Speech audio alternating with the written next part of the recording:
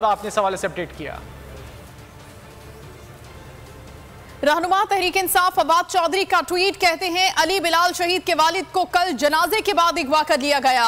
बिलाल के वालिद और खानदान के लोग पुलिस हिरासत में हैं। अब वही होगा जो होता है कि पुलिस की हिरासत से एक वीडियो आएगी, हमने मोहसिन नकवी और पुलिस को और मुल्क मुआफ नहीं करेगा। फवाद चौधरी की जानिब से यह ट्वीट किया गया है अली बिलाल शहीद के वालिद के हवाले से कि जनाजे के बाद उनको कल अगवा कर दिया गया।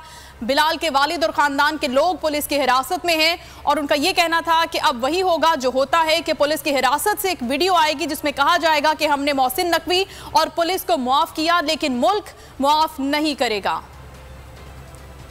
तहरीक इंसाफ के रहनुमा फवाद चौधरी की जानिब से यह ट्वीट किया गया है अली बिलाल शहीद के वालिद के हवाले से कि उनको कल उनके जनाजे के बाद अगवा कर दिया गया।